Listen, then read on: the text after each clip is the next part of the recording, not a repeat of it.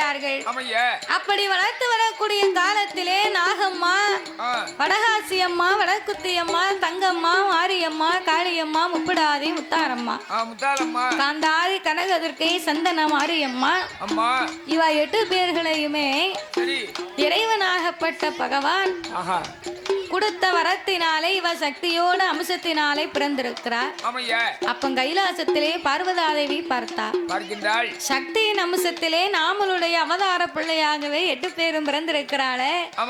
அவ 8 பேர்களுமே பிறந்திருப்பதனால இவ 8 பேரையும் பார்த்து ஆண்டவன் மனதிலே என்ன நினைத்திருக்கிறார்? அவர் மனசில் இருக்கிறது அவருக்கு தான் தெரியும்.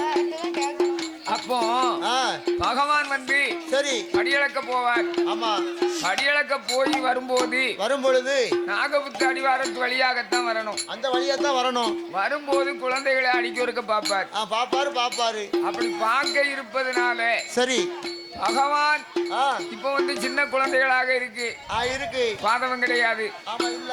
அதனால நாளை ஒரு காலத்திலே 16 வயசு சென்று பருவ காலங்கள் ஆச்சுனால் ஆகும்போது அதாவது பகவானுடைய மனசு மாறலாம். அப்படி இருப்பதனால சரி நம்மளை விட 10 மடங்கு அளவு மேலை இசை கலைஞர்கள் உடனடியாக கோவிலுக்கு வரவும்.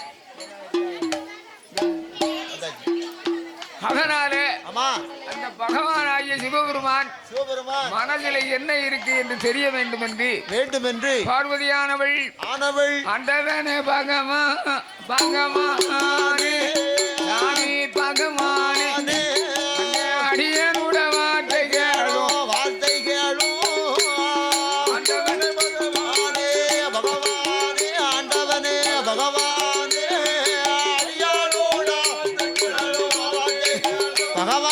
அடியாரோட வார்த்தை கேளோ.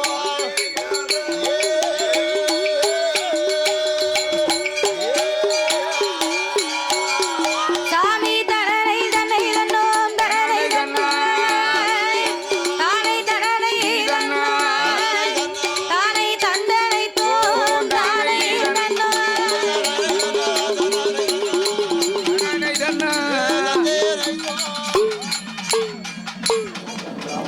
ஓவியம் யூடியூப் சேனலை லைக் பண்ணுங்கள், ஷேர் பண்ணுங்கள், சப்ஸ்கிரைப் பண்ணுங்கள், மறக்காமல் அந்த பெல் ஐக்கானை கிளிக் பண்ணுங்கள்.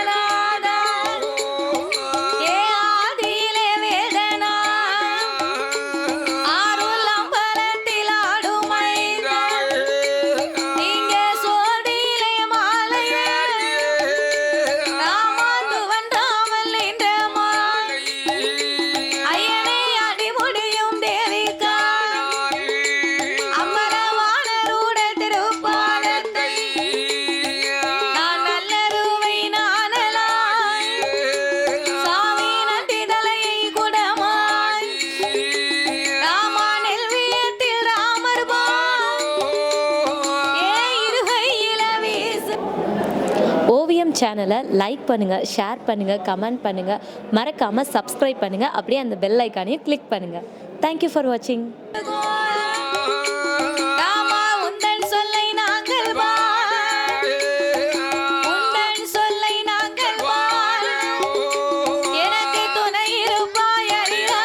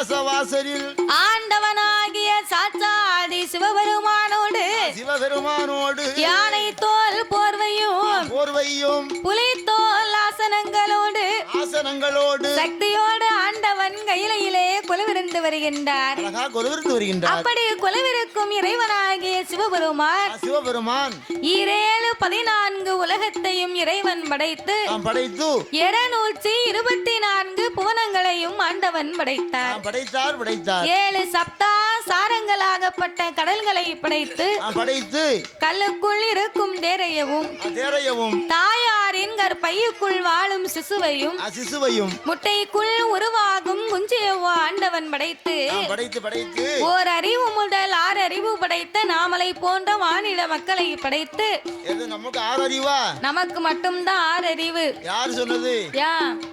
உனக்கு இல்லையோ? போ, நமக்கு 6 அறிவுன்னு எல்லாம் மனுஷனுக்கு 6 அறிவுன்னு சொல்லுதான். ஆனா 5 அறிவோட தான் எல்லாரும் அறிவு 6 அறிவு ஆண்டவன் கொடுத்தாரு. நம்ம நடந்துக்கிற விதம் எல்லாமே 5 அறிவு கூட நமக்கு இல்லாத போல தெரியுது. மாட்டுக்குள்ள அறிவு கூட நமக்கு கிடையாது. அப்படித்தான் நம்ம கதை இருக்கு. அப்படித்தான் இருக்கு. 4 கால் ஆகப்பட்ட மிருகங்களுக்கெல்லாம் 5 அறிவை கொடுத்து மனிதராகப்பட்டவருக்கு 6வது அறிவு, அதான் பகுத்தறிவுன்னு இருக்கான். பகுத்தறிவுனா என்ன அப்படின்னா, நல்ல ஒரு 10 கிலோ கறியை வாங்கி நல்ல பிரியாணி போட்டு கணவன் மனைவி மகன் மருமகள் மகள் மருமகன் பேரம் பேத்தி சமந்தாரி இதெல்லாம் ஒரே குடும்பம். 10 கிலோ கறி எடுத்து நல்ல பிரியாணி போட்டு நல்ல வீட்டுக்குள்ள இலை போட்டு எல்லாரும் மொத்தமா உட்காந்து சாப்பிடணும். நல்லா அழகா சாப்பிட்டு நல்லா சந்தோஷமா பேசி முடிச்சு இருந்து அதுக்கப்புறம் நைட்டு நல்ல விடிய தூங்கி இந்த காலையில எந்திப்போம்ல. காலையில எந்திரிச்ச உடனே என்ன செய்யணும்? காலையில எந்திரிச்ச உடனே பல்ல தேய்க்கணும். காலையில எந்திரிச்ச உடனே பல்லு தேய்ச்சிட்டு காலை கடனை முடிக்கணும். இந்த காலை கடன் முடிக்க போகும்போது அவன் தனியா போகணும். சாப்பிடும் போது எல்லாம் மொத்த பக்கம் சாப்பிடலாம். ஆனா காலை கடன் ஒண்ணு முடிக்கும் போகும்போது தனித்தனியா போகணும். உங்ககிட்ட போய் இதுக்கு விளக்குங்க. ஆண்டவன் 6 அறிவு மனுஷனுக்கு கொடுத்தான். நானும் பெருசா என்னமோ சொல்ல போறாரு உங்களுக்கு. பெரிய காரியத்தெல்லாம் சொல்லியிருக்கேன். நீ 6வது அறிவு பகுத்தறிவுக்கு என்ன விவரமா நீ காலை கடனை முடிக்கணும்னு கதை பேசிக்கிட்டு இருக்க. சாப்பிடும்போது எல்லாம் மொத்தமா சாப்பிடலாம். தாத்தா சொல்லுவது ஒரு விதத்துல வாஸ்தவம் தான். ஆடு மாடு அங்கேயே நின்று சாப்பிடும், அங்கேயே சாணம் போடும். அதனால 6வது அறிவு பகுத்தறிவுன்னா நம்ம அம்மா கிட்ட எப்படி பேசணும், நம்ம அப்பா கிட்ட எப்படி பேசணும், மதனி கிட்ட எப்படி பேசணும், குழந்தைய கிட்ட எப்படி பேசணும், அண்ணன் கிட்ட எப்படி பேசணும், தம்பி கிட்ட எப்படி பேசணும், வாரவங்க போறவங்களை பார்த்தா நம்ம எப்படி உபச்சாரம் பண்ணணும்னு முறை நமக்கு தான் தெரியும். ஆமா, தம்பி இருக்கும்போது தம்பி பொண்டாட்டிட்ட எப்படி பேசணும், தம்பி லேசா வெளியே போயிட்டோம்னா அவங்க எப்படி பேசணும், அவட்ட எப்படி பேசணும், கொழுப்பு உனக்கு எப்படி இருக்குன்னு அப்படி விவரம் தெரிஞ்சு பேசத்தால நமக்கு 6 அறிவு பகம் கொடுத்துருக்காரு. இல்ல உடம்புக்கு எப்படி வருதுன்னு கேட்கேன். உடம்புக்கு ஒரு மாதிரி தான் வரும். வயசு இத்தனை ஆகுத, இதுக்கு பிறகு உனக்கு இந்த பகுத்தறிவு இல்ல பாத்தியாப்போ. அப்ப இந்த 6வது அறிவாகப்பட்ட பகுத்தறிவை கொடுத்து ஆண்டவனாகிய பகவான் வந்து நாமளுக்கு எல்லாருக்குமே எண்சான் உடம்பை தான் கொடுத்திருக்கிறாராம். எண்சான் உடம்புனா என்ன? கட்டையரா இருந்தாலும் நெட்டையராக இருந்தாலும் அவங்கவங்க கையால அவங்கவங்க உடம்பு அளந்து பார்த்தா 8 சான் தான் இருக்குமா. அந்த எண்சான் உடம்புல ஆண்டவே நமக்கு ஒரே ஒரு சான் மட்டும்தான் வயத்தை கொடுத்திருக்கிறார். ஒரே ஒரு சான் வயிறு.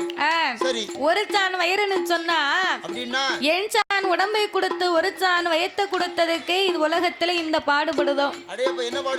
என்னத்த சொல்ல, காலை இன்னும் பாராம மத்தியானம் பாராம சாயங்காலமா இருந்தாலும் இரவா இருந்தாலும் சனிக்கிழமையா இருந்தாலும் ஞாயிற்றுக்கிழமையா இருந்தாலும் என்ன நாளுன்னு கணக்கு கிடையாது, எந்த நேரம்னு கணக்கு கிடையாது. ஆமா, ஊரு விட்டு ஊரு, நாடு விட்டு நாடு, மாவட்டம் விட்டு மாவட்டம், மெட்ராஸ் வரைக்கும் போயிட்டு வந்தாச்சு. எதுக்கு? ஒரு வா சாப்பாட்டுக்கு இந்த ஒரு சான் வயத்துக்கு தான் இந்த பாடு. வேற எதுக்கு?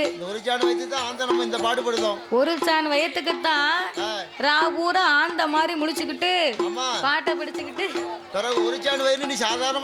இதே வேலையே ஊரா. ஒரு சான் வயிற்றுக்கு காலைல எஞ்சோட மூஞ்சி கழுவுன உடனே 2 கிளாஸ் காப்பி காலையில, நல்ல 8 காலையில 8:30 மணிக்கு சரி 10-15 இட்லி ஒரு 2 வடை. குறையாத்தான். ஆமா மதியம் 10-15 இட்லியா 2 வடையாம். அவன் 15 இட்லி சாப்பிட்டு காலை சாப்பாடு எனக்கு காணும். ம் நீ 1.25 இட்லி சாப்பிடுவ. நீ நானும் ஒண்ணா முடியுமா? போதும்ல.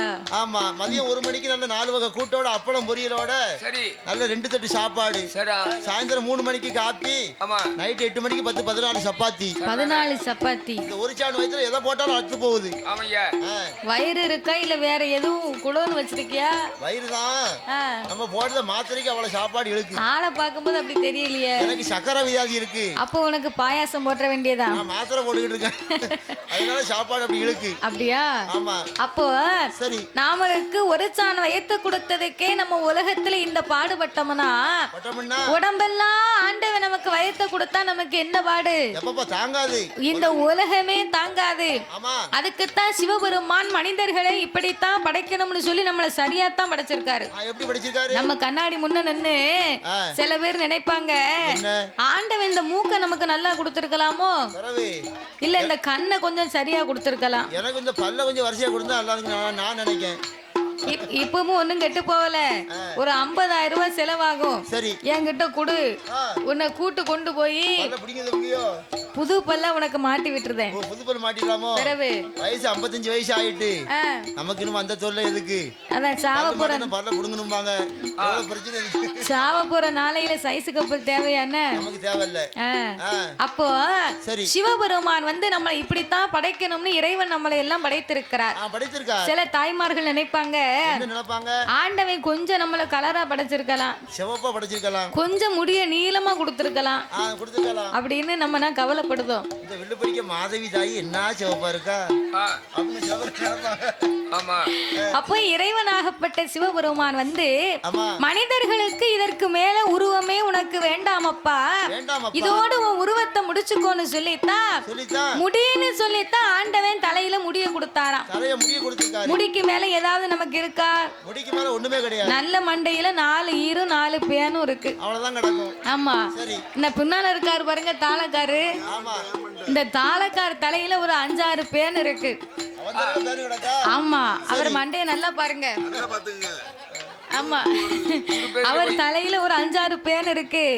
அந்த பேன் என்கிட்ட வந்து கம்ப்ளைண்ட் பண்ணுது. என்ன கம்ப்ளைண்ட் பண்ணுது? இந்த மொட்டை தலைய மண்டையில நாங்க ஒளிவு மறைவானன்னு குளிக்க முடியல அப்படிங்க. ஆமா அப்படின்னு சொல்லுது. அப்ப குளிக்க முடியலன்னா மானங்கட்ட பேன் மண்டையை விட்டு இறங்கி போயிட வேண்டியதானே? தேவையா? இறங்கிறதுக்கு வழி இருக்கு.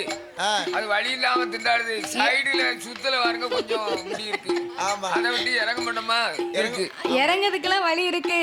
அது ஏன் இறங்க மாட்டுக்குன்னா இறங்கும் போது கீழே வலிக்கு விழுந்துட கூடாது பாரு. முடி இருந்தா மெதுவா கீழே பிடிச்சு வந்துரும். மண்டையில முடி இல்ல, வலிக்கு கீழே விழுந்தா செத்து போயிரும். அதுக்குதான் அப்ப இந்த இறைவன் இவ்விதமாகவே நாமலை எல்லாம் படைத்து மனிதர்களுக்கெல்லாம் 3 ஆசைகளை கொடுத்தார்.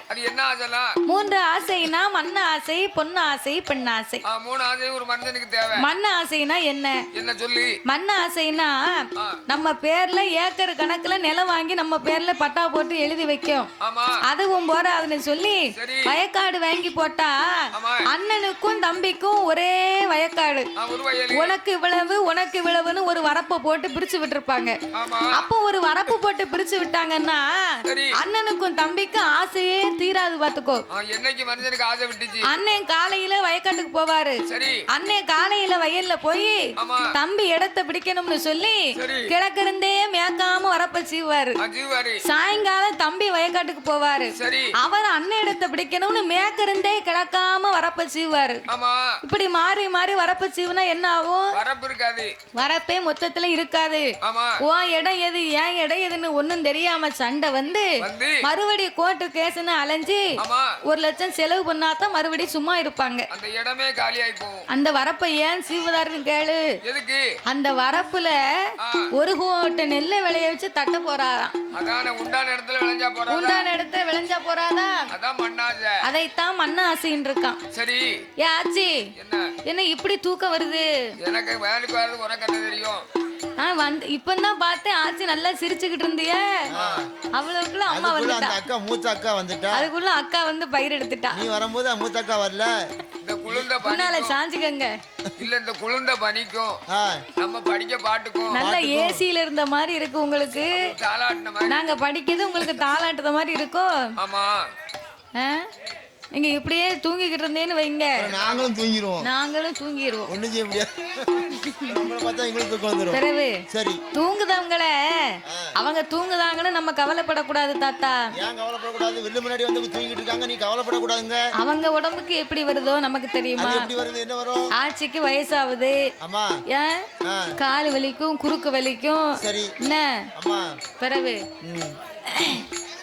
அப்போ ஆண்டவனாகிய பகவான் மண்ண ஆசையை கொடுத்து இரண்டாவது ஆசை பொண்ணு ஆசை.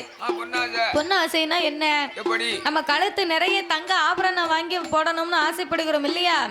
சில வீட்டுல எல்லாம் சில தாய்மார்கள் சொல்லுவாங்க, ஏயா பக்கத்து வீட்டுக்காரி திருவிழாவில 10 கிராம்ல ஒரு கம்மல் வாங்கி போட்டிருக்கா, நீர் எனக்கு 3 கிராம்லயாவது ஒரு மோதிரம் வாங்கி தரல, நான் இப்பமே உத்தரத்துல கயத்தை போட்டுருவேன், நான் நாண்டுக்கு நிக்க போறேன் அப்படின்பா. என்ன என்ன? அதாவது அறிவிட்டவள் அவசரப்படாத. அதாவது அவர் வீட்டுல 5 கிராம் மோதிரம் போட்டிருக்காருன்னு சொன்னா அவர் வாங்கி கொடுத்தாருன்னா அவர் வந்து பச்சை மைட்டு கையில் போடுறாரு. பச்சை மை கையத்துனா என்ன? கவர்மெண்ட் வேலை. ஓ, கவர்மெண்ட் வேலை. அவர் 5 கிராம் போடலாம் 10 கிராம் போடலாம். அவர் எடுத்து கொடுப்பாரு. நான் பகமுழுக்கும் போய் காங்கிரீட் வேலை பார்த்துக்கிட்டு 500 ரூபாய்க்கு வேலை பார்த்து வரேன். சாண்டள்ளி செமந்துக்கிட்டு இருக்கானே, என்ன போய் 500 ரூபாய்க்கு வேலை பார்க்கணும் போய் 3 கிராம் மோதிரம் காக்கிய ஒரு கிராம் வந்து இப்ப எவ்வளவு? ஒரு கிராம் 7500 ரூபாய். 7500 ரூபாய் விக்கி. ஆமா. இந்த ரூபாய் மொத்தமா பாக்கணும்னா என்னால முடியாதம்மா. அடே, இப்ப 10 வருஷம் வேலை பார்த்தா பார்க்க முடியாது. ஆனா எங்க தாத்தா வீட்டுல நிறைய தங்கம் இருக்கு. ஆமா, ஏகப்பட்ட தங்கம் இருக்கு அவன் வீட்டுல. ஆமா, 1 2 கிடையாது. எவ்வளவு தான் இருக்கு? 3 தங்கம். 3 தங்கம். கரெக்ட். 2 தங்கம். 2 தங்கமா? ஆமா. சரி சரி சரி. நீங்க இவரான வழியா வரணுமா? சரியா. நீங்க நேத்து பஸ்ல பார்த்தாரு என்ன? அப்படியா? ஆமா, பஸ்ல பார்த்து என்ன கூட்டி வந்தாரு. சரி சரி. அண்ணாச்சி கண்டக்டர் சார்ட்ட சொன்ன, அண்ணாச்சி எனக்கு ஊர் தெரியாது, வாவா நகரம், என்ன இறக்கி விட்டுருங்க அப்படின்னு கண்டக்டர் சார்ட்ட. அண்ணாச்சி சொன்னாரு, நீ போன் போட்டு நான் ஃளைட் அனுப்பிப்போம்ல. பிறகு அண்ணாச்சி சொன்னாரு, ஓ நீரியாமையா கவலைப்படுதாரு, நான் அங்கதான் போறேன், என் கூட வரேன் அப்படின்னாரு. அதுக்கப்புறம் அப்ப அண்ணாச்சி டிக்கெட் போட்டாவளோ? டிக்கெட் நான் முன்னாடி போட்டேன். ஆமா, வரும் தெரியாது அவருக்கு. சரி. அப்போ வீட்டில் உள்ள நிலைமையை தரித்திரம் அறிந்து பெண்ணா பிறந்தவா நடக்கணுமா? ஆண் 10 ரூபாய்க்கு வேலை பார்த்து கொண்டு வந்து கொடுத்தாருன்னா பெண்ணா பிறந்தவா 5 ரூபாய செலவு பண்ணணும். அது போக 5 ரூபாய சேர்த்து வைக்கணும். அவதான் நல்ல மனைவி. அப்படிதான் நல்ல மனைவினா. ஒரு வாரத்துக்கு 8 நாளைக்கு குழு வாங்கி போட்டிருக்கு. ஆமா. இந்த 8 நாளைக்கு குழு கட்ட வேண்டியிருக்கா? எப்படி மிச்சம் பண்ண? 8 நாளைக்கும் குழுவுனா 1 2 கிடையாது. என்ன? திங்கக்கிழமைனா ஒரு குழுவு. திங்கக்கிழமை மூக்கமக்கா வீட்டுல. ஆமா. புதன்கிழமை செல்லமக்கா வீட்டுல. சரி. வியாழக்கிழமை ஆனா சுப்பம்மா வீட்டுல. சனிக்கிழமை ஆனா அது வேற வீட்டுல, சரஸ்வதி அக்கா வீட்லயா. ஞாயிற்றுக்கிழமைன்னு சொன்னா அது ரொம்ப ஸ்பெஷல் பாத்துக்கோ. ஞாயிற்றுக்கிழமைன்னா எல்லாரும் ரொம்ப நேரம் உட்கார்ந்து பேசி ஊர் புறணி எல்லாம் பேசி வீட்டுக்கு வருவாவோ. ரூபா வாங்கும் போது எப்படி இருக்கு? ரூபா வாங்கும் போது பிள்ளை பிறந்தது மாதிரி இருக்கும். வாங்கும் போது புருஷன் பொண்டாட்டியும் பைக்கில சவுடி கடைக்கு போகும்போது எப்படி இருக்கு? சந்தோஷமா. பிறகு கட்டும்போது அப்படித்தானே இருக்கும். கெட்டும் போது எங்கடா ஓடி ஒளிவோம்னு இருக்கு பாத்துக்கோ. ரூபா இருந்தா குடுத்துடலாம், குடுக்கலன்னா கஷ்டம் தானே. இல்லன்னு சொல்லிரு. ஊருக்கு போயிருக்கேன் அவ இவர்கிட்ட சொல்ல மாட்டோம்ன்றவா. அவர் கேட்க முன்னால இவர் தான் போட்டு விட்டுருவா. இந்த வீட்டுல இப்படி இருக்கா போய் பாருங்க அப்படின்றவா. அப்போ இதைத்தான் பொண்ணு ஆசை என்பார்கள். 3வது ஆசை ரொம்ப முக்கியமான ஆசை. யாருக்கும் இருக்காத ஆசை, எவருக்கும் நிகட்டாத ஆசை. அதைத்தான் ஓவியம் சேனலை லைக் பண்ணுங்கள், ஷேர் பண்ணுங்கள், கமெண்ட் பண்ணுங்கள், மறக்காமல் சப்ஸ்கிரைப் பண்ணுங்கள், அப்படியே அந்த பெல் ஐக்கானையும் கிளிக் பண்ணுங்கள். தேங்க்யூ ஃபார் வாட்சிங். பெண் ஆசைன்னு இருக்கான். பெண் ஆசையே பெரிய ஆசையாம். உலகத்திலே பெரிய ஆசை பெண் ஆசை. அப்படி 3 ஆசைகளையும் முக்கண்ணன் படைத்ததோர் உலகமெல்லாம் ஆண்டவன் எறும்பு யானை முதல் என்ன உண்ணாமனுக்கள் 84 லட்சம் கோடி சிவராசிகளை படைத்து அவர் படைத்தால் மட்டும் போராது, என்ன செய்ய வேண்டும்? பட்டினி இல்லாமலே படியளக்க வேணும் என்று ஆண்டவன் எப்படி படியிழந்து வருகின்றார்? எப்படி ஐயா? நாளை நல்ல தினை எடுத்து, நாளை நல்ல தினை எடுத்து, நாளை நல்ல தினை எடுத்து, தினை எடுத்து அவள் நாடு எங்கும் படியளந்தார், அவள் நாடு எங்கும் படியளந்தார்,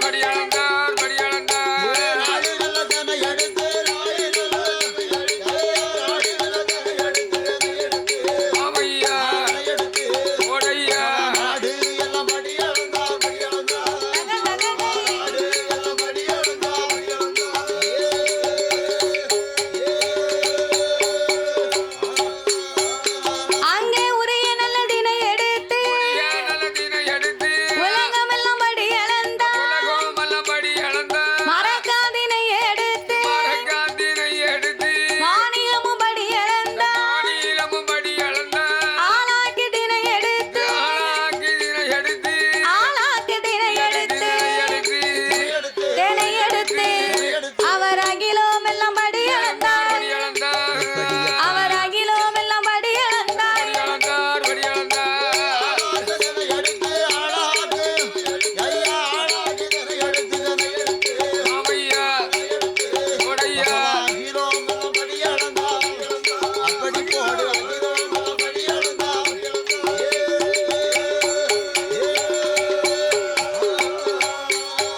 அவரையும் உயிரும் தப்பிடாம், அங்கே இறை இழந்து வாராய், அவரை படைத்தவனும் தப்பிடாம், பகவான் படி இழந்து வாராய், அவர் கைலாச வாரபோ அந்த கண்ணன் தங்கை பார்வதியாய், பகவான் எப்போ வருவாரு அவரை எதிர்பார்த்து இருப்பார், வாருங்கோ வாருவேன் அவ வரவழைத்த பார்வதி, அவ உண்ணுங்களே உண்ணும் உபசரித்தா பார்வதி, அருந்துங்களே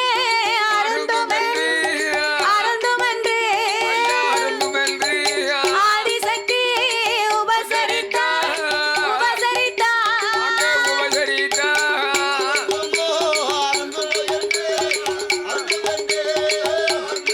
அழகு ஆதிசக்தி உபசரித்தா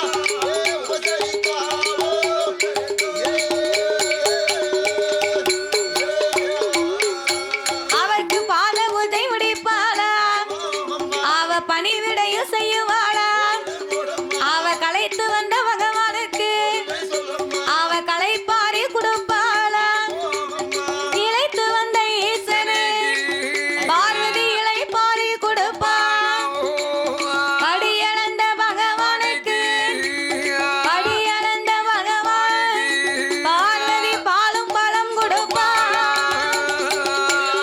பகவானுக்கு ஐயா படியாளந்த பகவானுக்கு பார்வதி பாலும் பணம் கொடுப்பாள்.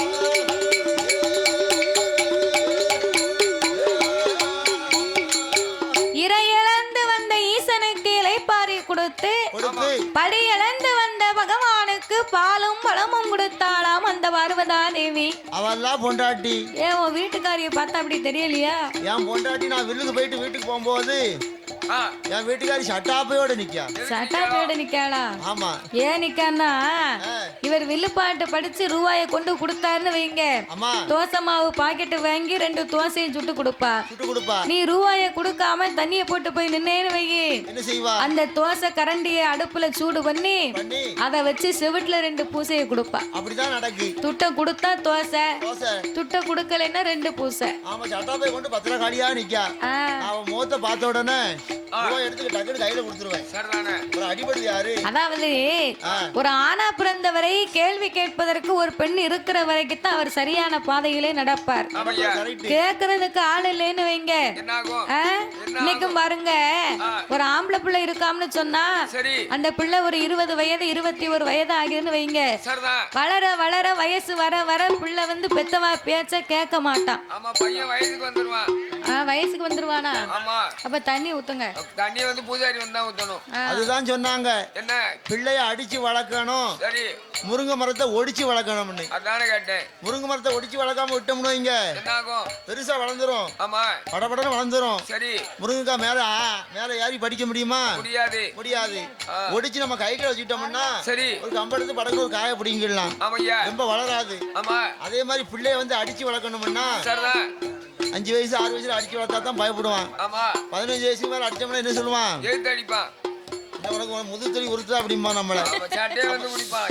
என்ன எழுத்து அடிக்க தலைக்கு மேல நான் இருக்கேன் அப்படிம்பா. நீ எல்லாம் ஒரு அப்பனா அப்படின்னு சொல்லி நம்மள எழுத்து அடிக்க. அப்போ ஒரு வயசு வர வர பிள்ளைய வந்து நம்ம எதுவும் சொல்ல முடியாது, அவனும் நம்ம பேச்ச கேட்க மாட்டான். ஆமா ஒரு 20 வயது 21 வயது வருதுன்னு வைங்களேன். ஆமையா அப்பா, வாங்க. நல்லா இருக்கீங்களா? அம்மா வாங்க. கையிலம்மா. நல்லா இருக்கேன். அப்போ 20 21 வயசாகுதுன்னு வைங்களேன். ஆமா. அந்த பிள்ளை என்ன செய்வான்? கடைக்கு போன்னு சொன்னா கடைக்கு போக மாட்டான். சரி வீட்டுல வந்து சாப்பிட சொன்னா வீட்டுல சாப்பிட மாட்டான். சாப்பிட மாட்டான். வெளியூருக்கு எங்கேயும் போகணும், என்ன கூட்டிட்டு போடா அப்படின்னா கூட்டிட்டு போக மாட்டான். ஆமையா வீட்டுக்குள்ள வருவான், வெளியே போவான், கண்ணாடிய பாப்பான், சரிதான். கண்ணாடிய போடுவான், போடுவா. செல்போனை மட்டும் இந்த காத்தை விட்டு கீழே இறக்கவே மாட்டான் பாரு. இறக்க மாட்டான் இறக்க மாட்டான். அப்ப அந்த அம்மா சொல்லுவா, என்ன அப்போ அந்த அம்மா சொல்லுவா, எப்படி ஏலே இன்னைக்கு என் பேச்ச கேட்காம மேக்கும் கிழக்கும் நீ தெரியுத, தெரியுதா? நாளைக்கு உனக்கு ஒரு கால் கட்டு போட்டா தாண்டா உன் கைக்குள்ள நீ அடங்குவ. அடங்குவப்பா. என் பேச்ச நீ கேட்க மாட்டுக்க, நாளைக்கு உன் வீட்டுக்காரி வந்து உன் கண்ணத்தை இணுங்குவா பாரு, அவன் கண்ணத்தை இணுங்கு அன்னைக்கு தாண்டா என் அருமை உனக்கு தெரியும் அப்படின்பா. நம்ம அம்மா சொன்னால அன்னைக்கு இன்னைக்கு அதே மாதிரி நடக்கன்னு நினைப்பேன். அந்த மாதிரி சீக்கிரமா ஒரு பெண்ணை பார்த்து கல்யாணம் முடிச்சு வச்சுட்டாங்கன்னு வைகி, சரி அந்த அம்மா 2 நாளைக்கு நல்லா அவர் சொன்னதை கேட்கற மாதிரி தெரியும். ஆமா ஒரு குழந்தை பிறந்துட்டுன்னு வைகி, சரி பிறகு அந்த அம்மா போன் போடுவாள்ல, எப்படி போன் போட்டு கூப்பிடுவா. ஆஹா 6 மணி ஆச்சுன்னா வீட்டுக்கு வரையில என்ன ஆச்சு வேலை முடிஞ்சுட்டா அப்படின்னு கேட்பா. கேப்பா இந்த வாரம்மா நீ வையின்னு சொன்னா என்ன 1/2 மணி நேரம் ஆச்சுன்னா மறுபடியும் 7 மணிக்கு ஒரு போன் போடுவா. போடுவா. நேரம் ஆகிட்டு இங்க சாப்பிட வரையிலா, நான் வீட்டுல ரெடி பண்ணி வச்சிருக்கேன் இல்ல தண்ணியை தூக்கி ஊத்தட்டா அப்படின்னு கேட்பா. சரி சரி இந்த வாரேன் அப்படின்னு சொன்னா மறுபடியும் 7:30 ஒரு 8 மணி கூட ஆயிருக்காது. ஆமா அவ போன் போட்டு கேட்பா, கேப்பா ஏலே ஏலே புருஷனை கேட்க கேள்வியா? அந்த காலத்துல கணவனுடைய பேரை சொல்ல மாட்டாங்க, சரிதானே? இப்போ வீட்டுக்கார பேர் சொல்லி கூப்பிட்டா தான் அவரே திரும்பி பாக்காரு. அதானே கேட்டேன். ஏலே முருகா, என்ன என்ன நான் அப்பலே உனக்கு போன் போட்டுக்கிட்டு இருக்கேன், சரிதானே? பிள்ளைய பூரா உனக்காக சாப்பிடாம எதிர்பார்த்துக்கிட்டு இருக்கு, ஆமா வீட்டுக்கு வரணும்னு நினைக்க இல்ல வெளியே படுக்கணும்னு நினைக்கியா? கோழி கூட்ட படுக்க போறியா? நீ வரலைன்னு சொன்னா நான் அவனை இப்பவுமே கதவை அடைக்க போறேன், அதை அடைஞ்சு போட்டுவே விடிய விடிய நீ பனிக்குள்ளாங்க கிடக்கணும் அப்படின்னு பேசுவா. சரி சொல்லி வாயை மூடுவதுக்குள்ள ஒரு வீட்டு வாசல்ல நிப்பார். ஆமையா அப்பா பெத்தவா சொன்னது சரியா போச்சா? சரியா இருக்கு. அப்பந்தான் வருத்தப்படுவாரு. எப்படி? நம்ம அம்மா அன்னைக்கே சொன்னால வா என்னைக்கு வந்தாலும் அன்னையோட நான் சுத்துதே வம்பா போச்சேன்னு நினைப்பாரு. அதான் கேட்டேன். அத மாதிரி என்ன அப்போ இந்த பார்வதா தேவி ஆகப்பட்டவா பகவானுக்காகவே பாத பூஜை முடித்தால் பணிவிடை செய்தார். வாரு வாரு ஹாய். பாத பூஜை முடித்த அவள் பணிவிடைகளை செய்யும் போது கலைத்த பகவானோடு கலைப்பாரி இளைப்பாரி கையிலே கொலுவிருந்து வருகிறார்கள். அப்படி கொலுவிருந்து வரும்போது மறுநாள பொழுதது மறுநாள பொழுதது மங்கையான பார்வதியால் ஆண்டவன தானலை ஆண்டவனே பகவான் ஈரேழு உலகமே இறையளக்கும் இறையோ என்னுடைய வார்த்தைகள் அந்த நல்ல வேளையில அந்த நல்ல வேளையில ஐயா ஆதிசக்தி அது சொல்வாள்.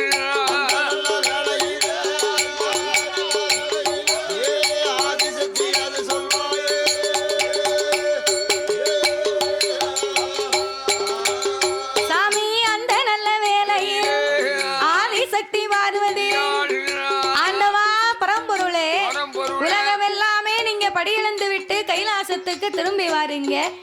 அப்போ உலகத்திலே உள்ள மக்கள் எல்லாமே உங்களைத்தான் வணங்கி வருகிறார்கள். பார்வதி உலகத்தை படைத்த பகவான் என்னைத்தானே எல்லோரும் வணங்குவார்கள், அதுல என்னடி உனக்கு சந்தேகம்?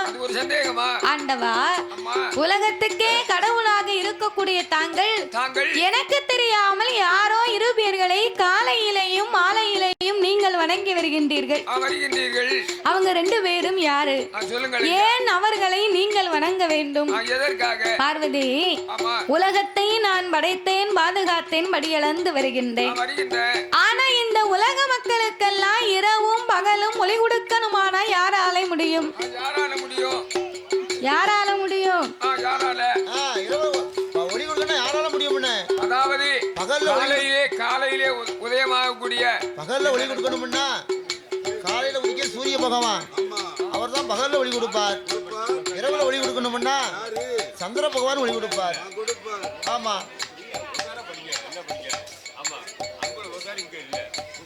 அப்படி சொல்றாங்க. நான் எப்போது போய் ஒன்று தான் படிக்கிறேன்.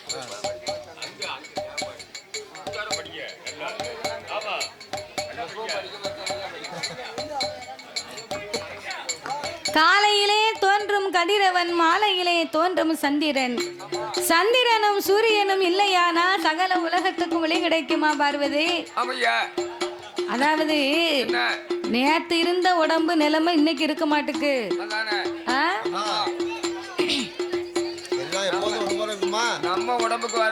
காலையில பார்த்த உடம்பு மத்தியானம் வரைக்கும் நல்லா இருக்கும் நம்மளால சொல்ல முடியுமா? இல்ல. வாழைப்பழத்தை தின்னுங்க, பத்தியோட அது கொசு பத்தியா? அப்புறம் என்ன வாழைப்பழத்தை சாப்பிட என்னத்த சொல்ல? அப்போ இந்த பார்வதா தேவி சிவபெருமானை அழைத்து சொல்ல, அப்போ அவளை சேர்த்து படிக்க சொல்லலாம்ல. உஷாரா தாத்தா கூப்பிடுங்க.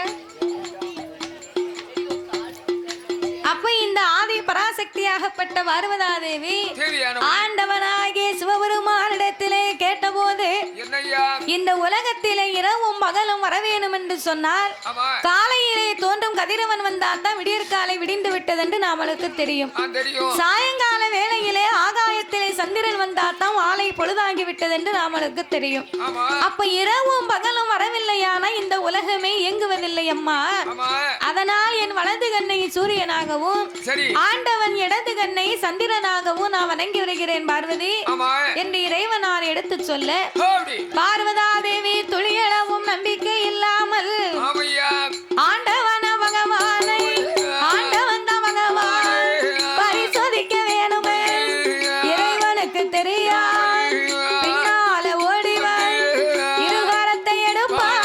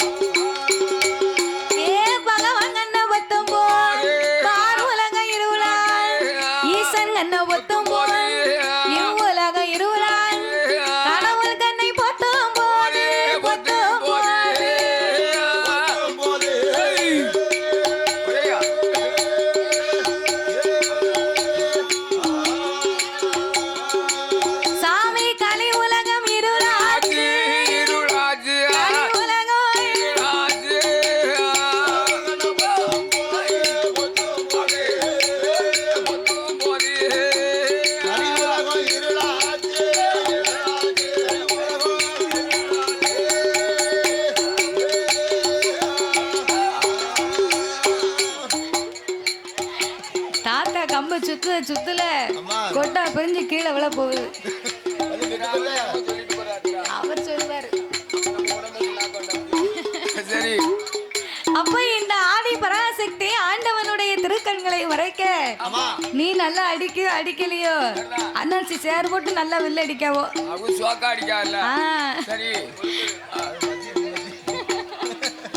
அப்ப இந்த ஆதிபரா சக்தியாகப்பட்ட பார்வதி சிவபெருமானுடைய திருக்கண்களை மறைத்தவுடன்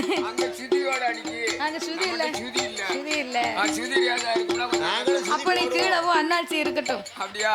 சரி இருக்கட்டும், நாங்களும் சுதி போடுவோம். அண்ணாச்சி சுதி போட்டிருக்காவோ, நாங்க சுதி போடல. அப்ப இந்த ஆதிபரா சக்தியான பார்வதி சிவபெருமானுடைய திருக்கண்களை மறைத்த உடனே பாறையில உலகம் எல்லாம் எப்படி இருக்கு தெரியுமா? சாமி ஆதிவல்லி கைலாசம், அருளும் இல்லை பொருளும் இல்லை ஈசனோட கைலாசம்,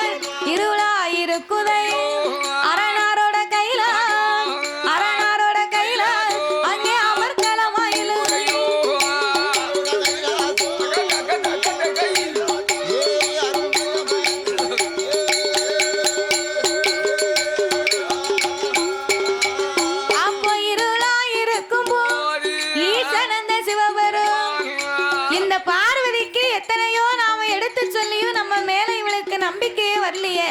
ஆமா சிவபெருமான் மீது நம்பிக்கை இல்லாமல் பரிசோதனை செய்த காரணத்தாலே ஆமையா ஆண்டவனார் திருக்கண்களை பார்வதி மறைத்தால் பாருங்க. ஆமா அதைத்தான் கண்பொத்தி மகிமை என்று சொல்லுவார்கள். சொல்லுவார்கள். அப்ப இந்த இறைவனுடைய திருக்கண்களை மறைக்கும் அளவுக்கு இவன் தைரியமாக இருந்தார். ஆமா சிவபெருமானுக்கு மூன்றாவது கண் நெற்றிக்கண் இருப்பது இந்த பார்வதிக்கு இதுவரைக்கும் தெரியாது. தெரியாது. ஆகையினால் நெற்றிக்கண்ணை திறந்து என்னையா நீடு உலகமெல்லாம் நாமல் ஒளி கொடுக்க வேணும் என்று வேண்டும் என்று உலகமே இருட்டா இருந்தா நம்மளால எந்த வேலையும் பார்க்க முடியுமா? ஒரு வேலையும் பார்க்க முடியாது. எந்த வேலையும் பார்க்க முடியாது. இருட்டுக்குள்ள ஒரே ஒரு வேலை மட்டும் பார்க்கலாம். என்ன வேலை? நல்லா தூங்கலாம். நல்லா தூங்கணும்னு சொன்னா அதுக்கும் காத்தாடி இருந்தா தான் கண்ணுல உறக்க வரும். ஓ காத்தாடி வேணுமோ? காத்தாடி இல்லைன்னு சொன்னா அதுவும் உறக்க வராது. காத்தாடி போட்டாதான் உறக்க வரும். சில பேருக்கு இப்போ ஏசி இல்லாமலே தூக்க வர மாட்டுக்கு. நாமலாம் எப்போதும் ஏசில தான் தூங்குவேன். ஆமா பெரிய அம்பானி பரம்பரை. ஆனா ஏசி வாங்கி வச்சிருக்காரு. ஆமா ஆனா ஏசிய போடுறது கிடையாது. தரவு. ஆமா போட்டா அப்புறம் கரண்ட் பிள்ளை யாரு கேட்ட? கரண்ட் பில் கட்ட முடியாத அமர்த்தி வச்சிருக்காரு. ஆமா சும்மா வந்தாக்கு ஏசி வாங்கி வச்சிருக்கேன். ஆனா போட மாட்டேன். சரிதானே? இப்போ எதுக்கு ஏசி போடுது? பறி அடிக்கல. பனி அடிக்கோ. ஆமா அப்ப இந்த ஆண்டவன் உலகமே இருட்டா இருந்தா மக்கள் எல்லாம் துக்குமுகம் தெரியாமலே திகைத்து வாடுகிறார்கள். ஆமையா அசையும் பொருள் அத்தனையும் அசையாமல் இருக்கிறது. ஆமா வந்தவரும் தெரியவில்லை போனவரும் தெரியவில்லை. தெரியவில்லை. அப்போ உலகத்துக்கு நாமல் ஒளி கொடுக்க வேணும் என்று வேண்டும் என்று மூன்றாவது கண்ணாகப்பட்ட உச்சி கண்ணையை திறந்து ஆஹா இப்பொழுதே நாமல் ஒளி கொடுக்க வேணும் என்று வேண்டும் என்று அவர் உச்சி கண்ணை திறப்பார உச்சி கண்ணை திறப்பார அவர் உலகில் ஒளி கொடுப்பார நெற்றி கண்ணை திறப்பார ஐயா திறப்பார் நீண்ட ஒளி கொடுப்பார அவரும் நீண்ட ஒளி கொடுப்பார